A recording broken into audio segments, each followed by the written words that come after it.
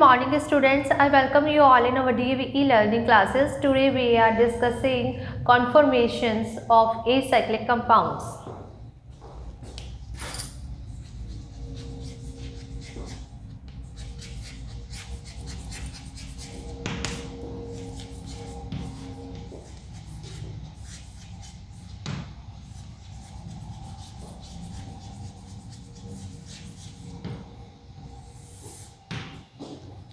Conformers क्या होते हैं ये मैंने आपको पहले ही बता दिया था कि जब सिंगल बॉन्ड के अराउंड रोटेशन होता है तो कन्फॉर्मर्स का फॉर्मेशन होता है. कन्फॉर्मर्स कांट बी आइसोलेटेड और जो कन्फॉर्मर्स जो होते हैं रूम टेम्परेचर पर ये आपस में इंटरकन्वर्टिबल होते हैं.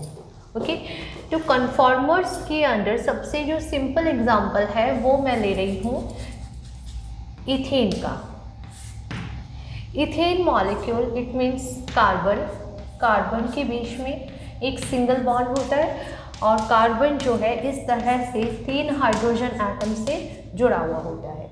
ये कार्बन जो है ये sp3 हाइब्रिडाइज होता है और बॉन्ड एंगल कितना होता है 109 डिग्री 28 मिनट होता है. ओके, अब अगर इसके कन्फॉर्मर्स की हम लोग बात कर रहे हैं तो कन्फॉर्मर्स का रिप्रेजेंटेशन इस तरह से कर रहे हैं हम कि ये अगर ये C1 है और ये C2 है, C1 को मैं ब्लू से बना रही हूँ, ब्लू कलर से. ये एक डॉट है यानी ये C1 वाला कार्बन है और इस तरह से ये इसका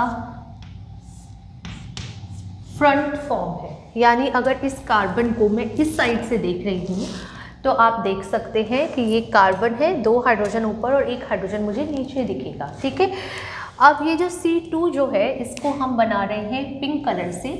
C2 का साइज इस तरह से एक बड़े गोले के फॉर्म में बनाया जाएगा और इसके साथ में अब हम लगा रहे हैं हाइड्रोजन.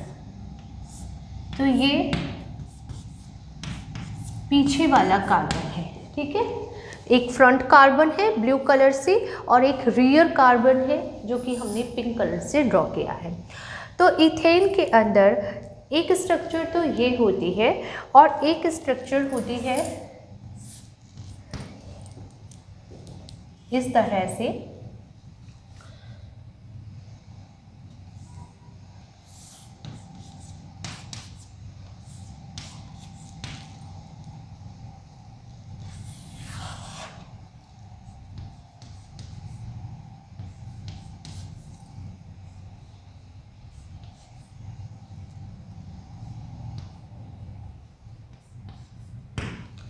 कि जब पीछे वाले कार्बन जो हैं वो आगे वाले कार्बन के से इस तरह से ये घूम रहा है. एक कार्बन के बीच में ये सिंगल बॉन्ड है. इस सिंगल बॉन्ड के अराउंड जो रोटेशन हो रहा है वो इस तरह से हो रहा है कि ये वाला हाइड्रोजन और ये वाला हाइड्रोजन जो है एक दूसरे के ठीक पीछे आ जाते हैं.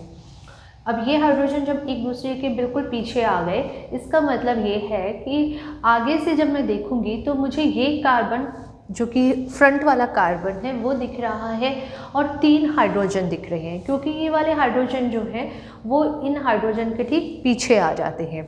ये आपको दिखाने के लिए हमने थोड़ा सा इधर शो किया है.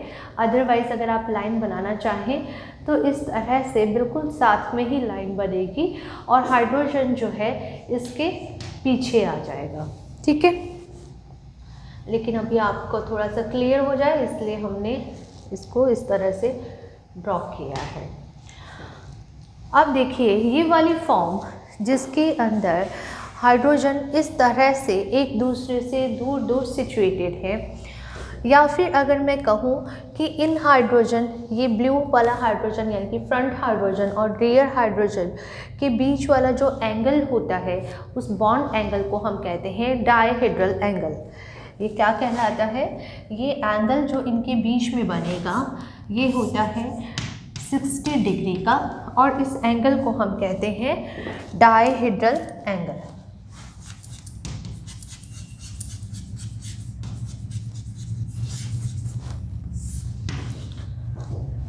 तो जब ये 60 डिग्री का एंगल है तो यहाँ पर हाइड्रोजन के बीच में जो डिस्टेंस जो होगी वो मैक्सिमम डिस्टेंस है और ये डिस्टेंस होती है 2.55 एंगस्ट्रॉम। यानी यहाँ पर अगर मैं इस डिस्टेंस की बात कर रही हूँ, बॉन्ड एंगल 60 डिग्री है, और यहाँ पर अगर H और H के बीच का जो डिस्टेंस जो है, यहाँ पे बॉन्ड नहीं है दोनों के बीच में, तो H और H के का जो बॉन्ड डिस्टेंस बोलेंगे हम इसे, ये डिस्टेंस जो है ये है 2.55 एंगस्ट्रॉम। यानी ये रियर, या आप इसको F लिख लो, फ्रंट और रियर हाइड्रोजन के बीच का जो डिस्टेंस जो है वो कितना है, 2.55 एंगस्ट्रॉम है। जबकि अगर हम इस फॉर्म की बात कर रहे हैं तो इस फॉर्म में जो फ्रंट हाइड्रोजन और जो पीछे वाला हाइड्रोजन जो है, इसका जो बॉन्ड एंगल ये रहेगा, इस बॉन्ड एंगल की वैल्यू होती है 0। यहाँ पर बॉन्ड एंगल कितना होता है, ये डायहेड्रल बॉन्ड एंगल जो है वो क्या होगा, वो 0 हो जाएगा। और यहाँ पर अगर हम बॉन्ड डिस्टेंस की बात कर रहे हैं,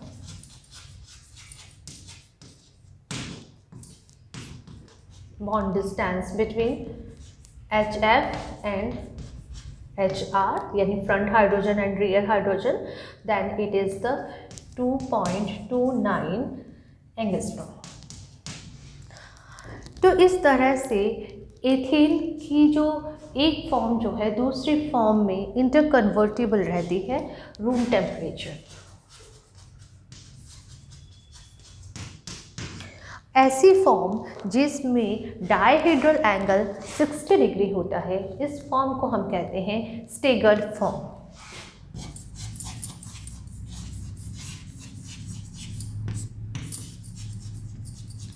ऐसी फॉर्म जिसमें बॉन्ड एंगल 0 डिग्री हो जाता है, ये कहलाती है इक्लिप्स्ड फॉर्म। स्टेगर्ड फॉर्म और इक्लिप्स्ड फॉर्म एक दूसरे पर रूम टेम्परेचर पर इंटरकन्वर्टिबल हैं, और वो एनर्जी जिससे इक्लिप्स्ड फॉर्म जो है वो चेंज हो रही है स्टेगर्ड फॉर्म में, वो रिक्वायर्ड एनर्जी जो है वो टॉर्शनल स्ट्रेन के इक्वल होती है, जिसे हम टॉर्शनल एनर्जी भी बोल देते हैं। तो यहाँ पर जो टॉर्शनल एनर्जी की जो वैल्यू जो होगी,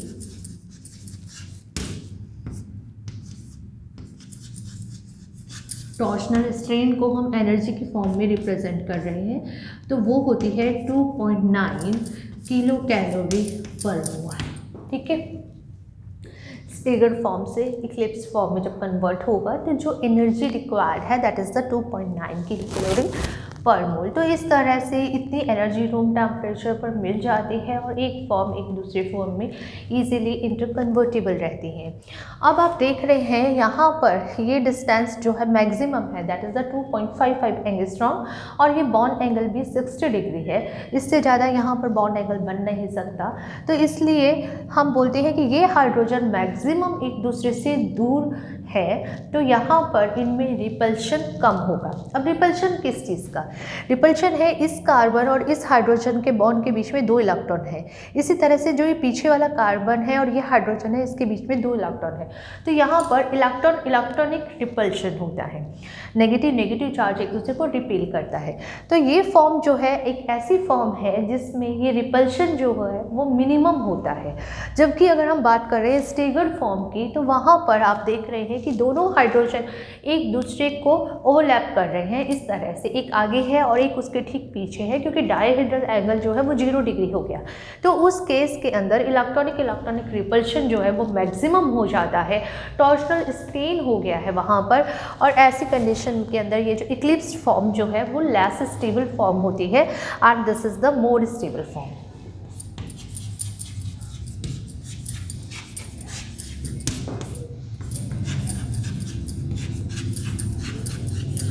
तो ये लास्ट स्टेबल फॉर्म है। तो ये तो बात हो गई है हमारे एथेन की। अगर हम बात करें प्रोपेन की, propane means CH3 CH2 CH3, it means कि इस कार्बन की अगर मैं बात करूँ, C2 वाला कार्बन जो है, C1 और C2 कार्बन के बीच में अगर रोटेशन हो रहा है तो यहाँ पर हम बोल सकते हैं कि एक हाइड्रोजन की जगह पर एक CH3 ग्रुप आ गया है। तो इसका अगर हम रिप्रेजेंटेशन बनाएं तो हम ऐसे बना सकते हैं यहाँ पर कि ये पीछे वाला कार्बन और ये पीछे वाले कार्बन के साथ में जुड़ा हुआ है, यहाँ पर एक CH3 ग्रुप, यानी ये 3rd नंबर वाला है। इसी तरह से अगर ये वाला अगर हमारा था तो ये इसका इक्लिप्स्ड फॉर्म है, ठीक है। हालांकि CH3 का साइज बड़ा हो गया है, ये अच्छे से तो इसके पीछे इक्लिप्स्ड नहीं हो पाएगा, पूरी तरह नहीं चिप पाएगा, लेकिन फिर भी ये वाला फॉर्म जो है वो इक्लिप्स्ड फॉर्म ही है। किसका? प्रोपेन का। अब हम देखते हैं ब्यूटेन के लिए किस तरह से कन्फॉर्मर्स बनते हैं।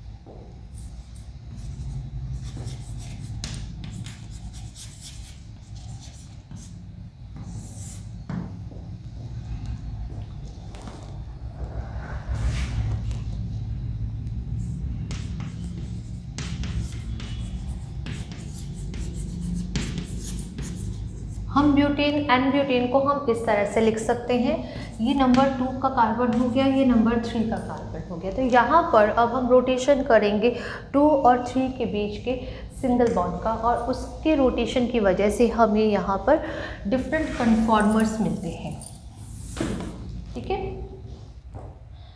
तो यहाँ पर हम स्टार्ट करते हैं, ये हमारा फ्रंट वाला कार्बन,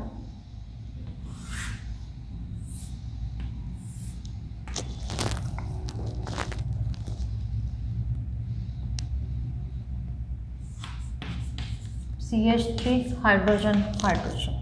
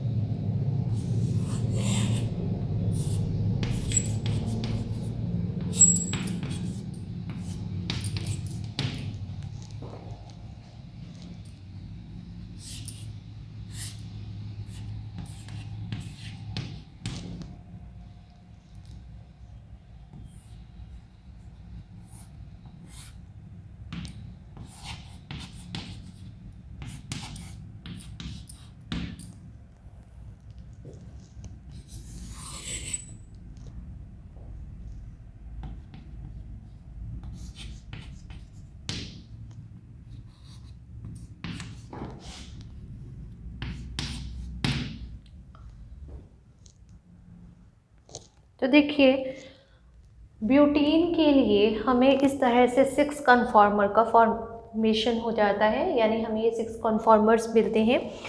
इस फॉर्म में आप देख रहे हैं यहाँ पर CH3 का जो डायहेड्रल एंगल जो है वो कितना है, यहाँ पर 60 डिग्री है। अब इस फॉर्म से फर्स्ट फॉर्म लिख रही हूँ मैं इसको, तो फर्स्ट फॉर्म जो है हमारी कैसी फॉर्म हो गई है, ये स्टेगर्ड फॉर्म है। ये कैसी फॉर्म है, ये स्टेगर्ड फॉर्म है। फिर स्टेगर्ड फॉर्म से जब 60 डिग्री इस फॉर्म से मैंने इसको वापस से और 60 डिग्री रोटेट किया, यानी इस पोजीशन से कहाँ पर आ गया, यहाँ पर आ गया, इस हाइड्रोजन के पीछे चला गया, ठीक है। तो इस हाइड्रोजन के जब पीछे चला गया तो ये फॉर्म जो है इक्लिप्स फॉर्म होगी, लेकिन ये पूरी तरह इसके पीछे नहीं छुपा है, तो इस फॉर्म को हम नंबर दे रहे हैं सेकेंड। फिर आप देख रहे हैं इसको, फिर मैंने 60 डिग्री से जब रोटेट किया तो यहाँ पे 0 डिग्री एंगल था, ये टोटल एंगल 120 डिग्री है। इसको जब मैं 60 डिग्री से रोटेट करूँगी तो CH3 जो है इन दोनों हाइड्रोजन के बीच में आ जाएगा। तो ये CH3 जो है दोनों हाइड्रोजन के बीच में आ गया है। यहाँ पर ये CH3 और ये CH3 मैक्सिमम डिस्टेंस पर है, और ये वाली फॉर्म जो है ये भी स्टेगर्ड फॉर्म है, लेकिन ये फॉर्म जो है ये क्या कहलाएगी, ये कहलाएगी एंटी स्टेगर्ड फॉर्म। ये वाली फॉर्म क्या कहलाती है, एंटी स्टेगर्ड फॉर्म कहलाती है। ये हाईली स्टेबल फॉर्म होती है क्योंकि यहाँ पर CH3 के बीच के अंदर डिस्टेंस जो है वो मैक्सिमम है। आप देख रहे हैं जो हमारी फर्स्ट फॉर्म जो थी ये भी स्टेगर्ड फॉर्म में ही थी, लेकिन ये स्टेगर्ड फॉर्म जो है कैसी थी, यहाँ पर CH3 के बीच में 60 डिग्री का डिस्टेंस था या 60 डिग्री का डायहेड्रल एंगल था। तो CH3 जो है एक दूसरे के कुछ पास में थे, लेकिन अगर यहाँ पर हम बात कर रहे हैं तो यहाँ पर बॉन्ड एंगल जो है कितना हो गया, 180 डिग्री हो गया। दोनों की पोजीशन एक दूसरे के अपोजिट हो गई है, इसलिए ये वाली फॉर्म जो है, थर्ड फॉर्म जो है, इस ब्यूटेन की कन्फॉर्मर्स की सबसे स्टेबल फॉर्म है। It is the most stable form and known as the anti staggered form.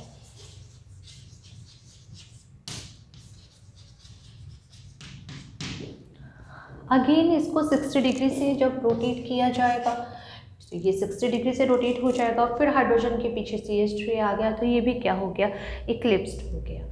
अब इक्लिप्स तो हो गया, लेकिन पूरी तरह ये नहीं छिपा है। तो इसी तरह से आप देख रहे हैं, मतलब अगर फोर्थ फॉर्म को हम लिख देते हैं इक्लिप्स्ड फॉर्म, फोर्थ फॉर्म, ये वाली फॉर्म जो है यहाँ पर लिखते हैं, this is our fourth form. और ये कौन सी फॉर्म है, this is eclipsed form. Okay, जो सेकंड फॉर्म जो थी हमारी, ये भी क्या थी, इट वाज आल्सो इक्लिप्स्ड।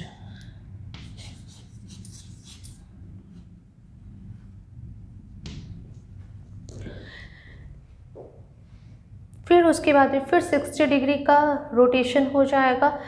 तो 60 डिग्री के रोटेशन से यहाँ पर जो ये CH3 ग्रुप जो था ये रोटेट होकर यहाँ पर आ गया, यानी इन CH3 और हाइड्रोजन के बीच में आ गया।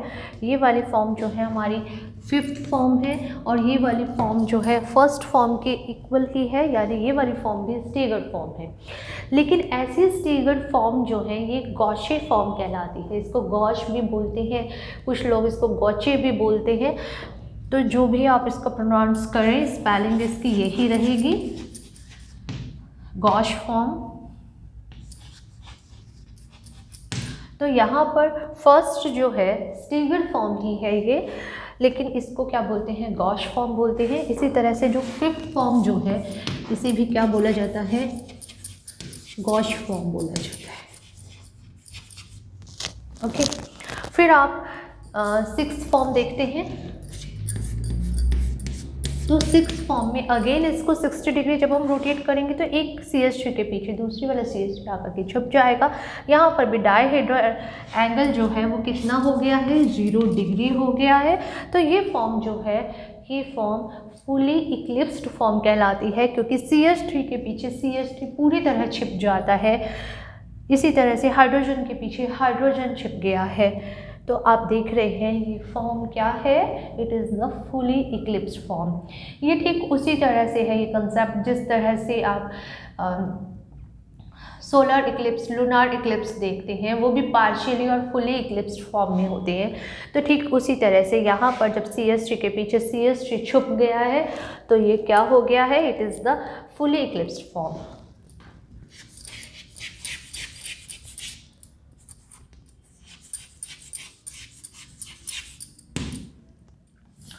तो अब आप देख रहे हैं, मैंने आपको बताया कि जो एंटीस्टेगर है उसमें CH3 एक दूसरे से मैक्सिमम डिस्टेंस पर है। डायहेड्रल बॉन्ड एंगल की अगर हम बात कर रहे हैं 180 में कन्वर्ट हो गया है। और इस फॉर्म के अंदर डायहेड्रल एंगल अगर वैसे देखें ना, हाइड्रोजन के साथ में आएगा वो, और वो 60 डिग्री है। लेकिन अगर CH3 के एस्पेक्ट में मैं बात कर रही हूँ तो फिर वो 180 डिग्री हो गया है। यहाँ पर CH3 के पीछे CH3 छुप गया है तो यहाँ पे मैक्सिमम रिपल्शन है। तो यानी ये वाली स्टेट जो है, इस स्टेट की एनर्जी सबसे ज़्यादा होगी और ये सबसे कम स्टेबल स्टेट है। तो we can write here this is the least stable form.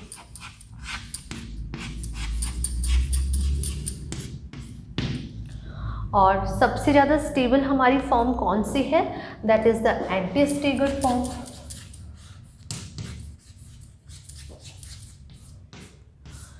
Now you can see here that most stable form is the third,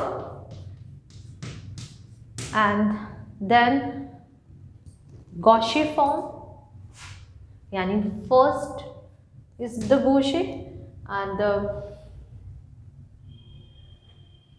this is our Gauss form, first and fifth are Gauss form, and then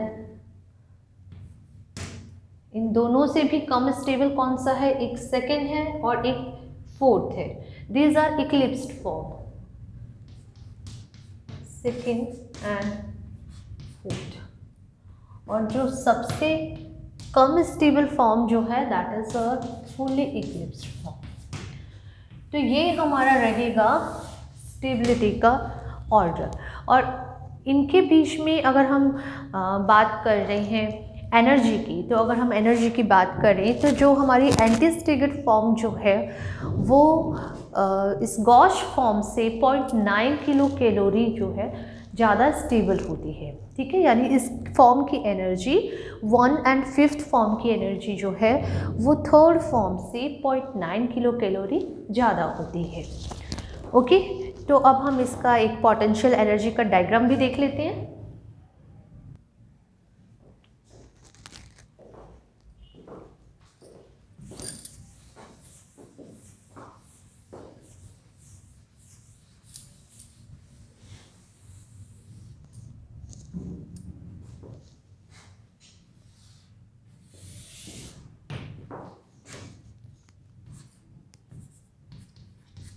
ये हम energy के aspect में लिख रहे हैं यहाँ पर हम डिफरेंट कन्फॉर्मर्स लिखेंगे।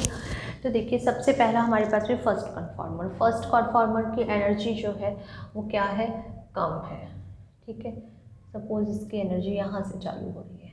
उसके बाद में फॉर्मेशन हो रहा है इक्लिप्स्ड का, तो इक्लिप्स्ड की एनर्जी ज़्यादा। इक्लिप्स्ड के बाद में अब हमारे पास में क्या बन गया, हमारे पास में बन गया एंटीस्टेगर फॉर्म, तो इसकी एनर्जी क्या हो गई, कम। फिर एंटीस्टेगर के बाद में वापस से क्या बनेगा, इक्लिप्स्ड बनेगा, तो ये हो गया इक्लिप्स्ड। इक्लिप्स्ड के बाद में फिर से क्या बन रहा है, गॉश फॉर्म, तो ये क्या हो गई, हमारी गॉश फॉर्म हो गई। यानी ये हमारी फर्स्ट वाली हो गई, ये वाली फॉर्म हमारी सेकंड फॉर्म है। थर्ड फॉर्म की एनर्जी काफ़ी ज़्यादा है, जैसा कि मैंने आपको बताया था अभी। ये वाली फॉर्म जो है हमारी फोर्थ फॉर्म है, ये हमारी फिफ्थ है, और फिर ये आ जाएगी हमारी सिक्स्थ फॉर्म। तो यहाँ पर जगह नहीं है, आप इसके पीक को कुछ और भी ऊंचा करके बता सकते हैं। तो ये एनर्जी डिफरेंस जो होता है ये होता है नियर अबाउट 4.5 किलो कैलोरी पर मोल। ये वाला है हमारा 0.09 किलो कैलोरी पर मोल। ठीक है, और अगर हम इनकी बात कर रहे हैं तो ये डिफरेंस रहता है यहाँ पर 3.8 किलो कैलोरी पर। तो ये हमारे डिफरेंट कन्फॉर्मर्स का एक एनर्जी डायग्राम है। जैसा कि आपने देखा कि फर्स्ट फॉर्म जो है गॉश फॉर्म है, तो इसके लिए इसकी एनर्जी कम है। फिर सेकंड फॉर्म जब चेंज हो गई तो क्या हो जाएगी, 3.8 किलो कैलोरी की एनर्जी को एब्जॉर्ब करेगी, और सेकंड फॉर्म का फॉर्मेशन हो गया, that is the eclipsed form. फिर 60 डिग्री रोटेशन हो गया, मोस्ट स्टेबल फॉर्म का फॉर्मेशन हो गया, एंटी फॉर्म बन गई। एंटी और गॉश क्या वर्ड है ये, तो देखिए एंटी वर्ड जो है ग्रीक वर्ड है, और एंटी का मतलब होता है राइट, एंड गॉश, गॉश का मतलब, एंटी का मतलब होता है नॉट राइट, एंटी का मतलब होता है अपोजिट, बिल्कुल ही अपोजिट हो गया, opposite of, and it is the Greek word. Anti means opposite of, and this is Greek word. और अगर हम बात कर रहे हैं गॉश की, तो गॉश का क्या मतलब है, gauche is a French word and it means to left. Gauche का मतलब क्या हो जाता है, लेफ्ट। ये फ्रेंच वर्ड है, यानी कि इस साइड के अंदर जो है ये घूम गया है, ठीक है। तो ये हो गया आपका कन्फॉर्मर्स। नेक्स्ट क्लास में करेंगे हम conformers of cyclohexane. Okay, thank you students.